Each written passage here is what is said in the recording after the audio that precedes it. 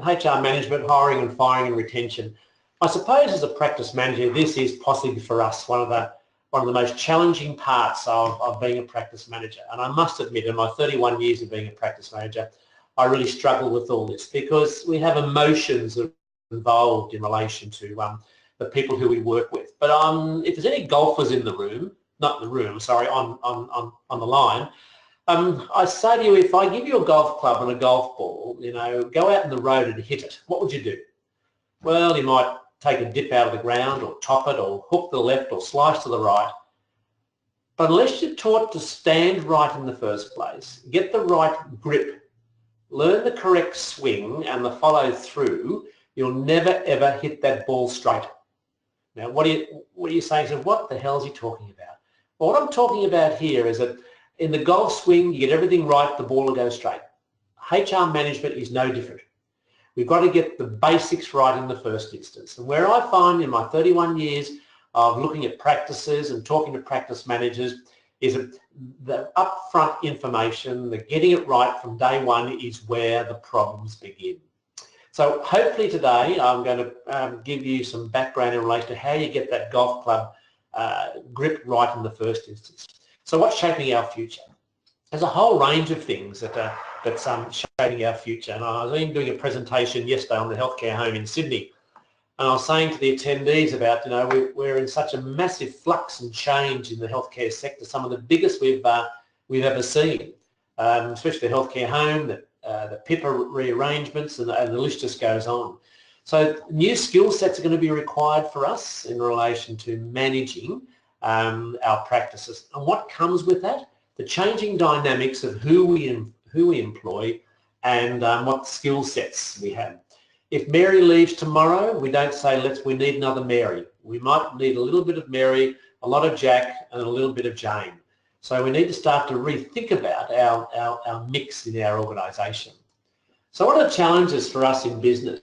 And of course, the biggest one, as I just said, is HR. Financial management, legal compliance, customer needs and business development, and of course strategic and business planning. And these are our challenges, and as I said, HR is only one. So in human resource management, what are the areas by which we need to start to think about in human resource management? Well, the first thing is we've got to recruit the right staff. What a simple statement that is. By God, isn't it very hard to actually, you think you may have recruited the right staff, but there may be things as we move along that they may not be the right staff. We can look after the staff that we've got. Now, the trouble is, though, is that it costs us nothing to look after the staff that we've got effectively, but every time you'll see some financial analysis I'm going to do in a moment to actually show you the cost of getting a new staff member. So good human resource management is getting the right people, looking after them and keeping them. We need to create this learning environment within our organisation. People do like to learn, regardless of what you may think, but people learn in different ways. So the challenge you and I have got is trying to work out what's the best way that people want to learn in our organisation. So how can we as managers, what do we need to do to improve staff performance? Well, there was make sure that staff know where they stand. So often we hear this aspect, well, I didn't know what I had to do. We just do not assume, or by osmosis, that our staff know exactly what they have to do. People process information differently, like you do and what I do. So it's important that when we're managing staff to improve their performance, make sure that they know where they stand and what they need to do. And later on in the presentation, we'll talk about how we need to do that. The other thing is that we need to provide feedback, as managers to improve staff performance. Let's talk about feedback, and it's called praise and constructive criticism as well. It costs nothing to say thank you, so words are very, very important. Let them in. One of the important things about staff improvement, staff performance is that an open door policy. Let them in, let them talk to you. This could be figuratively or literally in relation to that particular statement. Be in it with them. It's important as a manager that we understand what our staff are doing and be part of that process. My staff like me to be in certain ways. They don't want me at the front desk because I know if I go to the front desk, I will change things. But be in it with them, grow with them accordingly. If we want to improve staff performance. The other thing about improving staff performance, start to think about whether we've got square pegs in round holes, because they don't fit. So where do people fit within your organisation in relation to their skill sets and what their knowledge may be? Because once we untap someone's skill set or their knowledge or their reason for being, staff performance improved. And I've done one about 8 or 10 months ago with a staff member who I thought would never ever want to be my debtors person that chased money. But giving her that job, and she has just been ducked to water. So just check where people may fit in that whole process. Staff performance, let's think about time to de-stress during obviously stressful periods. You want staff to perform, start to think about the health and well-being of who we are, of who our staff may be. And in anything to do with improving staff performance, we have to act quickly. And I'll talk a little bit more about that in a moment. So from the Gallup organisation, they carried out a survey, and the 12 most important staff motivators are these. Staff need to know what's expected of them. And of course, this may come down to ongoing education and training, or back to that initial document called the PD, the position description, which we're going to talk about in a moment accordingly. Staff need to know what's expected of them was the number one reason that motivates staff. The second one, they need the equipment to do the job properly. And we all know if we don't get the right equipment, our performance falls away. The third one, the third top one, they need the opportunity to do what they do best. And I think this is where it unlocks potential. In good HR management, we've got to unlock potential, identify and unlock. So it's a top third motivator from this particular research. The fourth one, they need praise and recognition for good work, at least once a week. Praise and recognition, as I said, it is, Jane, thanks very much for last Friday for staying back that half an hour, well done.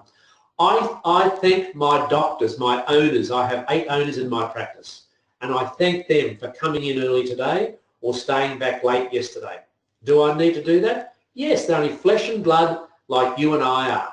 They may be the owners, but that doesn't matter. So praise and recognition for good work for everyone is the top 4th motivator from the Gallup organisation research. The next one is that employees need to feel their managers care about them as people, not just as workers. Now this doesn't mean, in my case or your case, that you have to socialise with them or go to the football with them, whatever it may be, but we need to treat them as a person. They have issues just like anyone else has issues. We need to manage them as people. And the 6th one is they need colleagues who encourage them to develop. Everyone likes to develop in one form or another once we know what is going to unlock the energy in them. So they're the top 6 of the top 12 of the 12 most important staff motivators. Now, if you and I can work through those and put those as a framework around how we manage our staff, I think you'll go a real long way. The presentation today is going to be taken up in every one of these headings. So all I need to do is, if you're going to circle this slide when you get the PowerPoint presentation, and this becomes the basis by which we recruit and select and retain. We need to do a job analysis. Then we need to do job description and performance objectives, recruitment strategy, selection strategy, induction orientation, and training and development. So let's go through these, and I'll provide you some overview in relation to what each one of these look like. Job analysis. As I said to you at the beginning of the presentation, just because Mary left doesn't mean we need a Mary. Maybe we do. But the important thing is, let's go back and revisit the position. Is the position redundant? What are the skill sets I'm going to require within the organisation? I'll give you an example. We've got the healthcare homes coming to my particular area, and I think some of your PHNs in Western Australia have got it. I've sat down, one of my staff left the other day, she's retired. So I sat down, looked at this, and I said, I actually think I'm going to get this girl, Megan. Part of her job role will now change, and she will go and do the Certificate 4 in Medical Practice Assisting, run by UNE Partnerships, that upskills reception staff or admin staff doing certain clinical duties, which is going to be very critical in the healthcare home model. So my nurses don't have to take blood pressure or do BSLs or height, weight or chest waist measurements, all those sort of things. So analysing the job is so important here when we start to looking about employment of new people or a realignment of people's roles within the organisation. The big one there is the third one from the bottom, have your needs changed? The next thing you need to look at is once you actually decide what your position is going to be by your job analysis, the next thing you need to do in the process is put together a job description or a position description statement. Now, what's a PD? Well, it's a tool to help identify training needs, a measure by which the employee can be monitored for his or her performance standards, which we're going to talk about the appraisal process in a moment. And it's actually a touchstone document for use during staff performance appraisals. But the good thing about a PD is the fact of staff know what they have to do. So I'm going to show you some statistics in a moment why people leave employment. The position description statement is a critical document, and we need to continue to review our PDs. Just because you had one 12 years ago doesn't make it right now, because there's this thing in our business, and I'm the worst for it, because our roles change. Every now and again I'll say to one of the girls, I'm going to say they're girls because they're all girls, can you just do that once a quarter for me, do that document for me once a quarter, or can you check those statistics for me once every 6 months? So when I sit down every 12 months for the performance appraisal and say, tell me what you do, and I say, oh my God, you're doing all those things. Yes, Gary, you keep giving them to me every 3 months to produce that report, whatever it may be. So reviewing your PD for your staff annually is very, very critical, because we have this thing called job creep.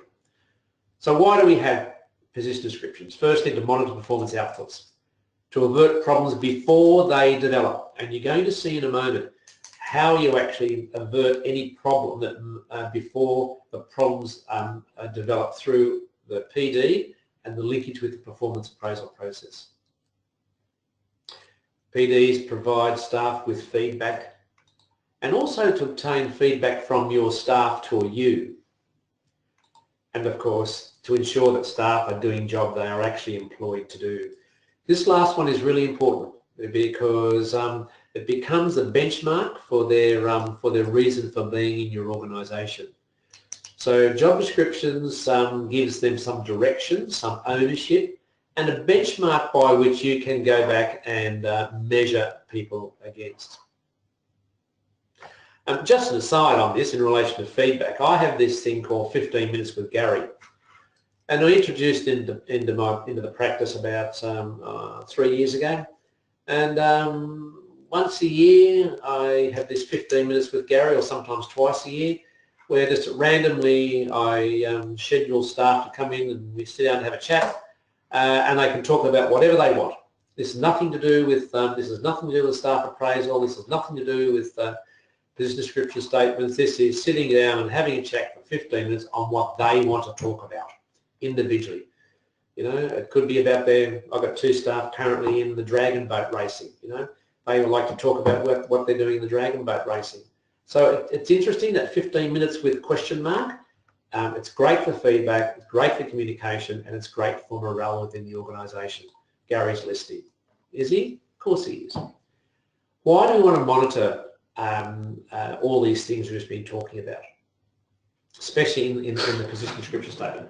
Well, we're all the same. We're all humans, and it's all about sense of well-being and sense of worth. Yes, we come to work to earn $1, to pay the mortgage, to send the kids to school, to pay the house off, and so whatever it may be, pay the car off.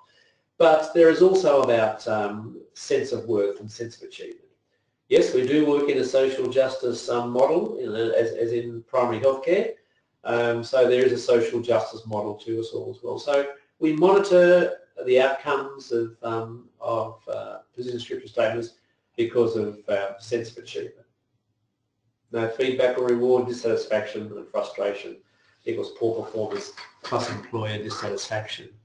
It's interesting, this whole component, and you'll see in a moment what happens about this whole aspect of dissatisfaction and frustration in your organisation. Now, performance appraisals can take a number of ways, and there is the standard process. You know, probation staff recommend weekly informal, monthly informal appraisal processes.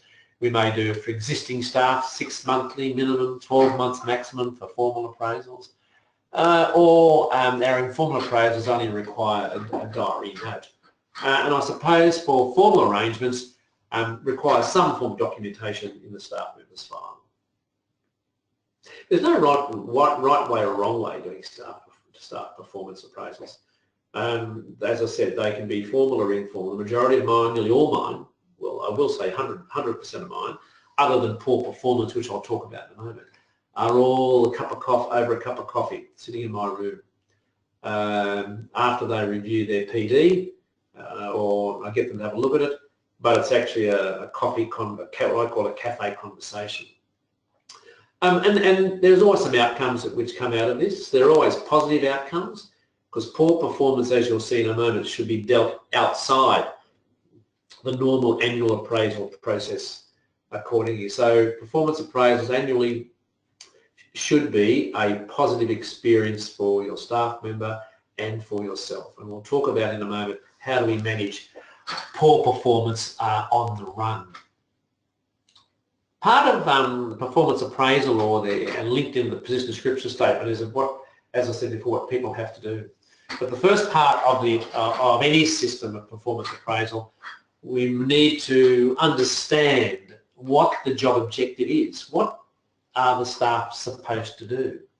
And then based around that, we've got to have these things called KRAs, these called key resultant areas. And these are areas of your specific job, which will be different to a clinical nurse, different to a practice manager, different to a receptionist, different to medical practice assisting. They all have key areas by which they perform in. For instance, practice managers' KRAs could be finance, could be human resource management, could be marketing, could be business development. You follow? So when we look at those, does the receptionist have those as well? Maybe they don't have financial, but maybe they have customer service. They may have business development. That may be another name by which things are done. So start to think about in the position objectives within our organisation that we start to think about KRAs, key resultant areas. So the appraisal itself, I'll just go back one step, sorry. Under the KRAs, which are the headings, you have a series of what's called KPIs, key performance indicators. Start to think about are the things that fit under the KRAs, the doing things, what are the things we're going to have to do under finance to achieve an outcome. Customer service, what are the things we're going to do under that, the KPIs, to meet for customer service purposes. So, the appraisal itself. We have to make sure that our appraisal process is a positive process. Generally, all of a sudden, we hear when our staff say, oh my God, I've got a performance appraisal coming, negativity comes up. What have I done wrong? It's usually the first thing. I stress about it accordingly. So start to prepare for the sessions, allocate times, encourage the employees to prepare for the session, prepare yourself for a session, but the important thing is you need to build that rapport.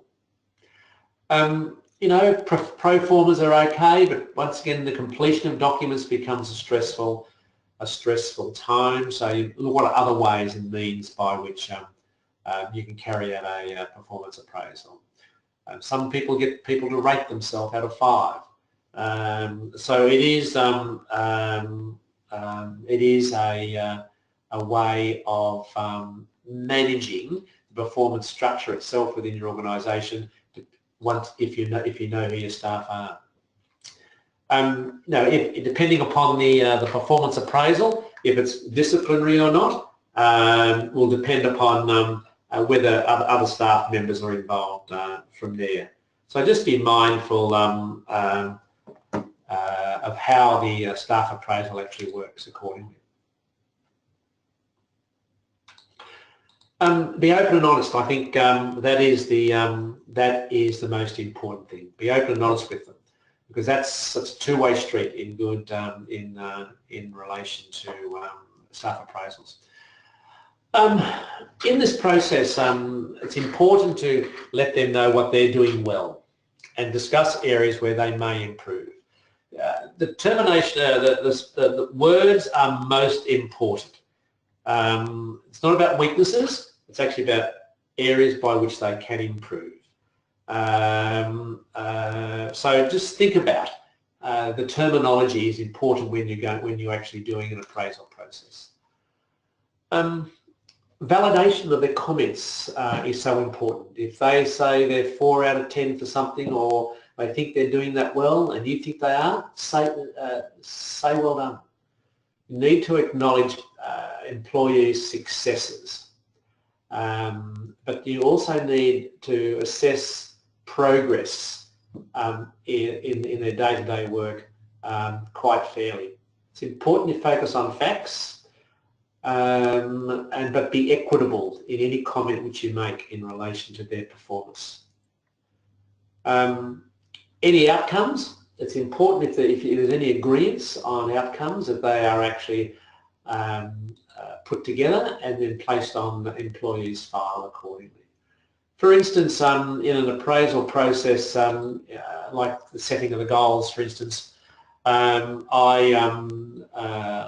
if they have to do something, I say to them, well, you've got to go and do this, and I've got to go and do this. Here's your action list. Here's my action list, and here's some dates on it, and let's work towards this in relation to whatever it may be. And I tell the story of a staff member. She had nothing for her to do. Education and training was great, but at the end of the day, she wanted to do Italian cooking, and I said to myself, oh, that's unusual. I said, how about I'll pay for the course. I'll give you the hour off in the evenings, because she overlapped from the time tape started, if you go and find out about the course. Well, that's what she did. She went and found out about the course. I paid for it. I paid for that extra hour, covered her shift, and she went to a 6-week Italian cooking course. Now, what does that mean? Would your employers pay for someone to go to an Italian cooking course? This person is treated as a human, as a person, and I got 23 years of her commitment and loyalty to my organisation, above and beyond the call of $600 accordingly. So I started to think about those alternatives, about what may you offer accordingly. But goal setting sessions as a result of outcomes of the appraisal processes. There's just some tips there I've got for you on how you actually conduct a goal setting session as a result of your appraisal processes. And there's just some dot points about successful staff appraisal. Full involvement by the employee. I think the honouring of commitments by both parties and agreeing on future goals is important. But look at that one below that, no discussion of salary. Gosh, it's interesting, that whole thing of salary. And this is the bit about getting the golf club swing right in the first instance. In relation to salaries and how you're going to pay this person, etc., should be right up front in the letters of appointment. That's where you set the framework. Your base salary shall be such and such, and according to this particular award. You will be paid as per the award increases on the 1st of July of each year. There will be an allowance of $5 a week because you bring MyOb skills, or whatever it may be. Or, as I did for a practice manager recently, there was a $10,000 bonus payable within 12 months if she had achieved certain milestone KPIs that her principals wanted to do it. And I reviewed her in 12 months' time, looked at the KPIs and said, yep, there's $10,000 bonus for doing all that. So please never get into discussion staff appraisals about salaries. That is done well before there, and of course it is around the golf club swing. Retention of staff. I think it's really important to look after the staff that we have got, because if we don't look after them, there's going to be a massive cost to our organisation. and I'm going to take you through of what happens if we don't look after our existing staff accordingly. We need to understand our staff. And I've done a presentation to you before on the understanding what makes different generations in the organisation tick, these cross-generational needs. If anything I'll say to you in good HR management is understand who our staff may be and what makes them tick. Where the carrots and where the sticks. It's interesting that in attention to staff, a lot of it's about you and me, our consistency of leadership style. If you're going to be an awful manager and the leadership style, be it all the time, because at least staff know exactly where they sit with you. You need to understand that you are a very strong influence in relation to the retention of staff in an organisation, because really it's about you. You'll never stop that person who wants an extra $10 a week or $1,000 a week. They'll always be looking for it. It's about the environment and the people who they live with. 85% of my staff have been with me for longer than 20 years. My EA has been with me, my office manager, for 30 years. My supervisory nurse coming 30 years this year. The 8 owners, 6 of them have been with us. We've been together for 31 years. So really start to think about the creating of an environment of retention of staff, because if we don't, this is what happens. Research has shown that approximately 34% will leave your organisation. High turnover, as I said, is to high staff costs. The cost to employ a new person is 85% of their first year's salary. So how's that? 85% of their first year's salary to get a new staff member up to a level by which they become productive to your organisation. So as you can see, high turnover, high staffing costs. Staff dissatisfaction, poor productivity, and that leads to poor customer service. And poor customer service leads to dissatisfied clients accordingly. When you have dissatisfied clients, poor customer service, all of a sudden we lose these. Now in your particular case in rural and remote West Australia, the patients may have nowhere else to go, but you just need to be mindful of the fact of there is a cycle of indirect costs if we don't look after the ones we've got. $600 for the Italian cooking course, and what would it cost me if she decided to leave accordingly? So when we're reviewing performance, this must be a continuous process. This is not one-off, it's not today and never again. A continuous process, either poor performance or good performance, is continuous. Research has shown that regular reviewing of someone's performance actually motivates staff because there's good feedback which takes place. I suggest very strongly to reduce emphasis on forms because that's a very stressful process. When you are reviewing performance, make sure you have a set of benchmarks by which you review against, and they are your KRAs and your KPIs. I'll just give you an example once again. Under finance for a practice manager, under financial is my KRA. One of my KPIs may be to produce a monthly profit and loss. 3 monthly, produce a balance sheet. 1 monthly, produce a cash flow document. You know exactly what you have to do. And when I go to assess you, I can go and listen and say, yep, you did that, you did that, you did that. Well done, congratulations, you met all your KPIs, so you met your KRA. There's some prescriptiveness set around this whole aspect of performance review. And people like prescriptiveness.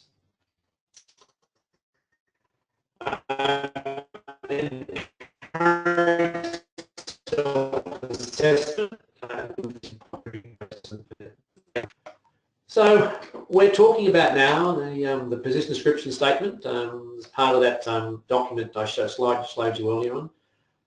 Job description is really just a reflection in relation to the duties required accordingly. And of course the last one is, the last part of a job description says anything else the practice manager would like you to do. Ha ha ha. It's important in the job description you define limits of authority, and that is you can only spend $1,000. Your lines of communication, you are responsible to the practice manager or to the clinical nurse or whoever it may be. Who is their lines of authority, their lines of delegation, their lines of communication. so they know where they fit within the practice. If we don't get that right, on either on an organisational chart or defining a position description statement or a job description, staff will struggle, because all of a sudden you've got nothing to go back to and say, you shouldn't be talking to Jane, you actually need to be talking to Francis on this. Job description, advertising. How do we advertise now? Well, this is we're in interesting times of social media, aren't we? I don't use newspapers now. Actually, I'm just advertising now. I put it on seek.com for receptionist. I've got 23 applications through my PHN. They did it for me, and I've got 5 in that who I'm interviewing on Monday of next week that have the respective skill sets. It's interesting about advertising. There are certain skill sets which you require. I need IT, I need computer skills, so in my applications I ask them to submit online. I ask them to submit me an email. I ask them to attach a resume. I then reply and ask them to review some stuff and send it back to me. So all of a sudden now I'm trying to get some skills accountability just by how I advertise and how I interact with these people.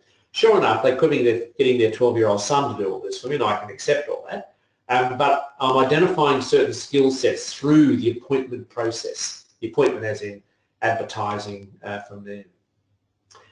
And you put in your ads what you think you need to achieve an outcome. Just in relation to resumes, just be mindful of that. There's been some court cases around in relation to resumes. You need to validate who they are, etc., etc. So I'm not a great. I always very rarely take the resumes on the references. I ask them for previous employers accordingly. That's who I normally go to. There are certain things about writing good job advertisement, and there they are there. It's important. It's important that our advertisement actually identifies what we are looking for in relation to attributes and qualities, because this is the bit that actually you can measure people against. Well, I asked in my ad. See, I've got these ones at present who applied. I actually send them a position description statement and the hours back to them.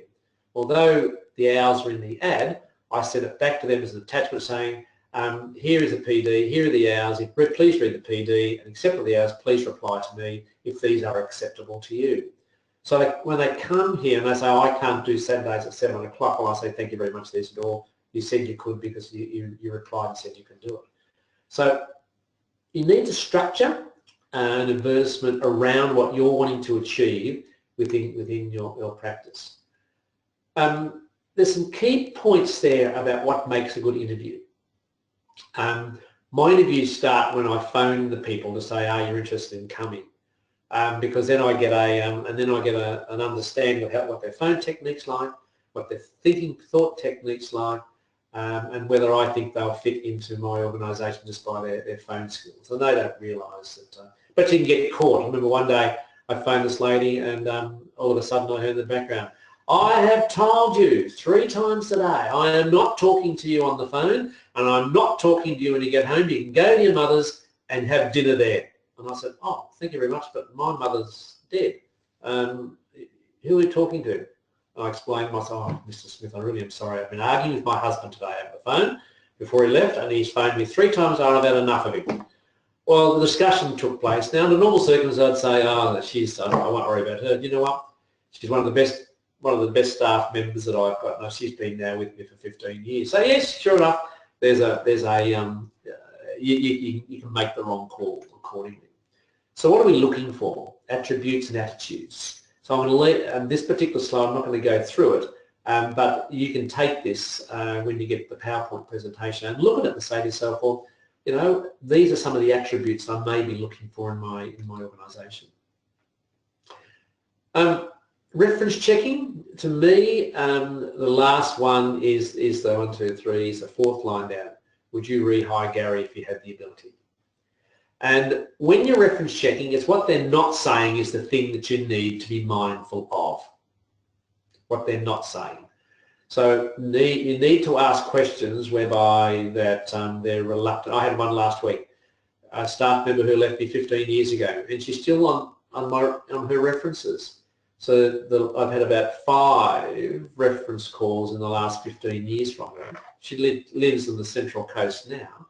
And the last one I said, I really can't provide a reference because she hasn't worked with me for 15 years. They said, oh, thank you very, very much for that. What was she like when she was here? This is what she was like when she was here. I can't vouch for the last 15 years. So, you know, there are ways and means of providing a reference and ways and means by which how you request a reference accordingly. In this whole selection process, I'm a great believer of the role of instinct. You know, where's the gut feeling fit in all this? It's just not about pieces of paper, and it's not really about the qualifications. It's about, well, how will this person fit into the team? I'm quite happy, you know, to trade off certain skill sets if I think this person is a person that will fit into the organisation quite well. I can teach them those skill sets. There's things I can't teach. I can't teach attributes. I can't teach qualities. They are innate things. They're built into our DNA and our psyche. They're the sort of things that I've got to get out of discussion to say, yeah, I like the qualities, I like the vision, I like those sorts of things. Just because I don't know the software or whatever it may be, or item 23, I can solve that. So, you know, the role of instinct plays a big part in this. Letters of appointment engagement. Now, under the Fair Work Act now, the Fair Work Modern Awards, it's quite specific in relation to, I cannot stress the importance of a detailed letter of offer or engagement, because this is the basis by which the golf club grip takes place and you measure in moving forward with the organisation. People say to me, how do you get staff to come to staff meetings? I say, because it's in their letter of appointment. What do you mean? I said, well, they know before they start here, they must attend staff meetings, and for that I shall pay you a standard fee of $50 to come to the meeting. So they know right up front, because people say, oh, I didn't know about it, I didn't know I had to come. So all you do is you roll out the letter of appointment each time and say, don't forget. And it's interesting that you know, such a high percentage of people will turn up because they agreed to it in the first instance. If they didn't agree to it in the first instance and there's no documentation around what it means, start to think about it. I think we do this quite well, you know, induction checklist, you know, upskilling people. If you want productivity out of your staff, it's about the induction checklist.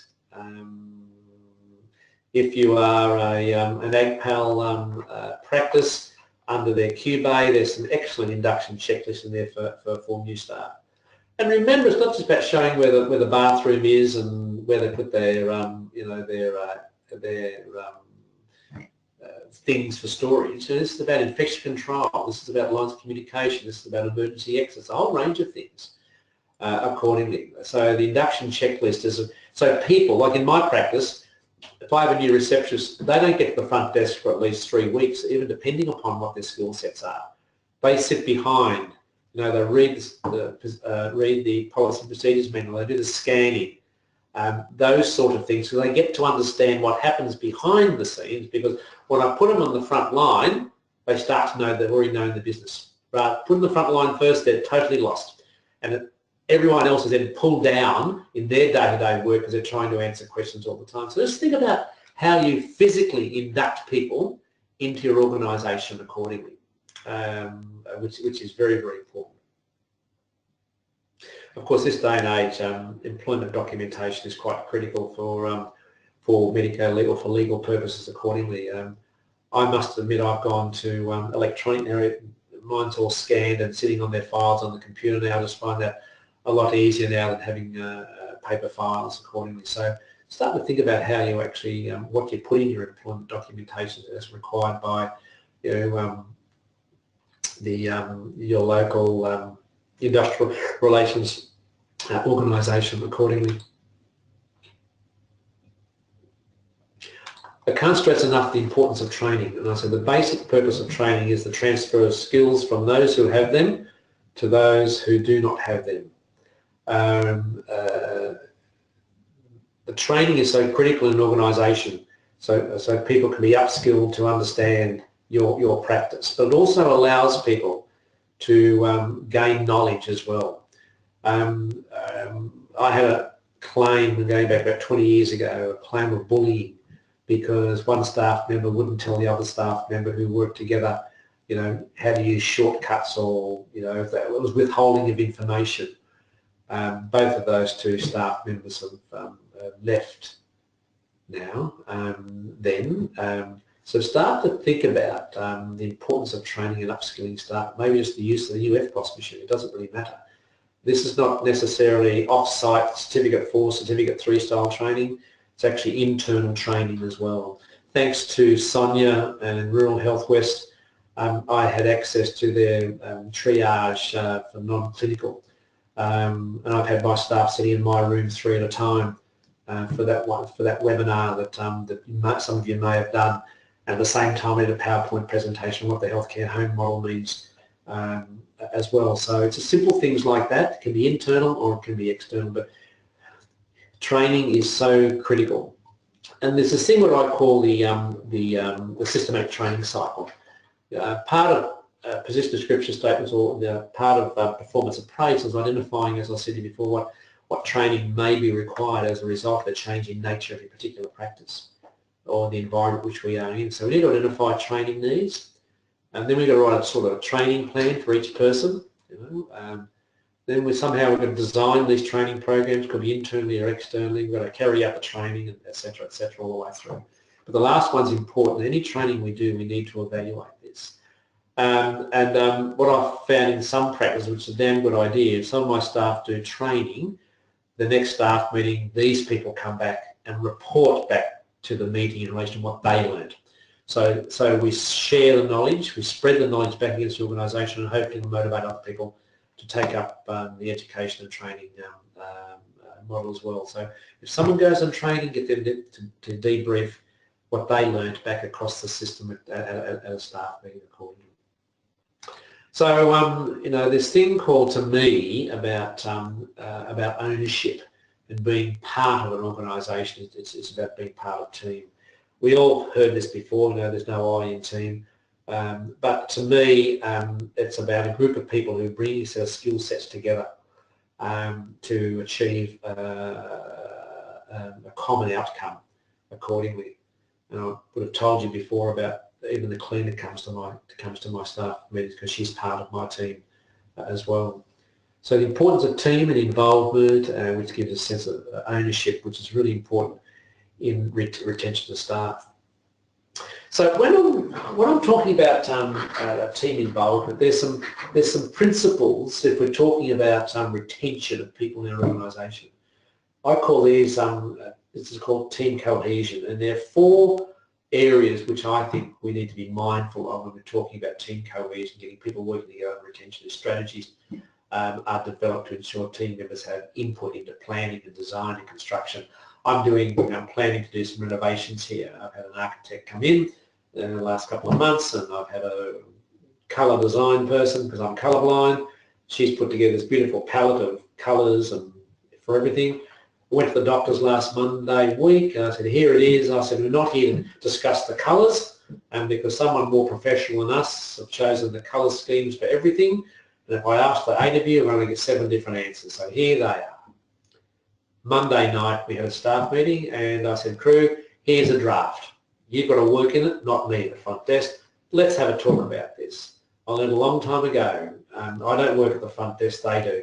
So it's important that our staff have ownership onto any planning, discussion, decision-making process, excuse me, that affects them, because they're the one who has to work it.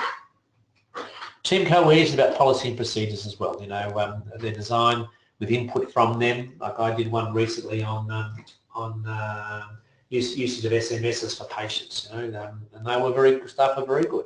So my framework for my SMS policy about utilising it in the practice, my staff had a fairly sizable input into that, because they know the nuances of what happens with my nursing staff and my front desk staff. Feedback is part of team cohesion, and work out how feedback takes place, because it will vary from practice to practice because of that whole aspect of the different generations accordingly. And there's a reporting process if there are issues in the organisation. So this team cohesion, 4 sets of principles are important. Characters of a successful business team. I think in the 30 odd years I've been a practice manager and doing consulting, I just find there are certain themes which come through on practice that have been successful. And the first theme is that they meet regularly and they possess a shared vision and understanding as a reason for coming together. And, and I could do another hour session on how to run a meeting, how boring. But it's not boring because it's about purposes. I found over the years that shared goals and objectives, so these are shared of the practice and shared of the staff, and that comes into things like values accordingly. Define roles and responsibilities, I think, to me is the most important one that I've seen in practice, the most successful. There are clear roles and defined responsibilities of who's playing in the space. And we've found that high-performing practices, they make decisions by involving all team members appropriately, depending upon what the scenario is at the time. My last few slides is really about how to improve performance on the run. Remember before we spoke about staff appraisals, it needs to be a positive approach. And if there's poor performance, we have to deal with that outside of the formal staff appraisal. But we then move people into a formal appraisal process just to manage poor performance. And there's some dot points there, some areas there by which we need to start to think about of how we manage poor performance on the run. To me, is asking them how they may help me solve the issue. They may decide they don't have an issue, but at the end of the day, perception is reality and reality is fact. So start to think about if it is an issue, you need to do your research first. And if it is, let's start to think about how we manage this performance on the run. It could be a gentle approach, or it could be a very formal approach with a 3-letter step up the rank, etc., etc., etc. Take into consideration in relation to the dismissal requirements under the Fair Work Act accordingly. So start to think about the fact of their performance on the run for poor performance versus the staff appraisal process, which is supposed to be a positive. This is about you and me, what makes an exceptional leader. These are the 10 C's: charismatic, caring, committed, crystal clear, communicative, consistent, creative, competent, courageous. And I say crazy, well, just a little crazy. I think it'd be crazy to work in this environment anyway. So start to think about where you as a leader fit, because people rely upon you as a leader. So what do we need to do? Make communication a one priority. I spend all my day just sitting, talking. When I'm here, so sitting, talking in my chair to doctors, to nurses, and wherever it may be in my environment, open door policy, #1 priority. I think it's important that that I develop a sincere interest and a commitment to learning from others. Just with this game for 31 years doesn't make me know everything. I'm almost quite humble about the opening comments that Sonia made today. At the conference yesterday, I was introduced a very similar way. They're not my words, they were the words of the Ausdoc who did an article on me years ago about that. But I continue to learn from others. The day I go to bed and they put one foot in front of the other and don't learn, is a very sad day. We all learn in one form or another. So what else do we need to do as leaders? Monitor, this is an interesting one. Monitor how many times someone asked a question when you speak about change. You need to think about if there's this pushback, maybe not engaging them correctly. So as a good leader, how do we engage our people to achieve an outcome?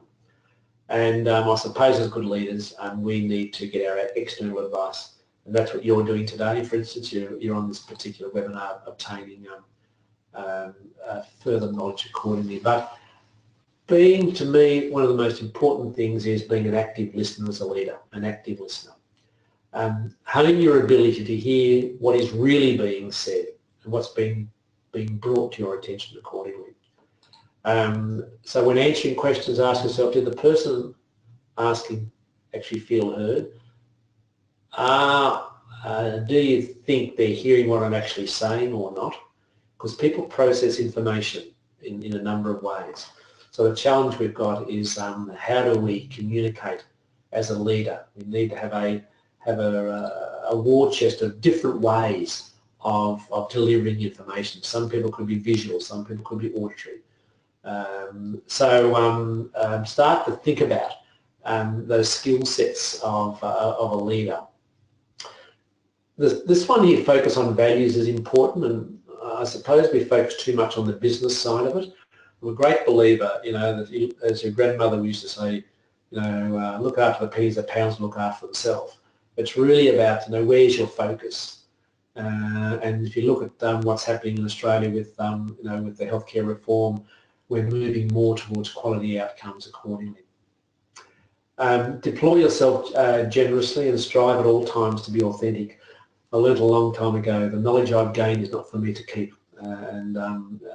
So my takeaway messages on leadership are these. Leaders are required to develop excellent communication skills, number one. It's important to listen. Listening is important as talking or writing. The third dot point is what I am. I'm a storyteller. And people love stories. So good leadership, good communication is about telling the story, contextualising it to the environment where people are at the time. Communication is two ways. It's not about feedback, it's also about, not just about messages. And the last one is leaders communicate internally and externally in respect to the organisation, according to me. Well, there you are. I hope you got something out of that. That there would be, there's some frameworks and principles you can take away from that. But I just keep coming back to just think about the golf club swing. Let's get everything right up front first in the job description, because you've got something then to go back to and measure to. Remember the importance of communication. Remember the importance of affirmation. But at the same time, don't discount yourself when you actually have to manage an outcome due to poor performance accordingly. So if there are any questions from there, I'm quite happy to take them in your chat box. If someone wants to put a question in, or we can unmute. Can we unmute Sonia or not? Yeah, I'm here now, Gary. And yeah, thanks, Sonia. No problem. Yeah, that was a great talk. Very, very interesting indeed. I certainly learned a lot from it. I always do. I was just wondering about the dreaded side of firing somebody, or somebody has got to the point where you just don't know what to do with them. Is it okay? Is it still that system whereby that you write the 3 written warnings?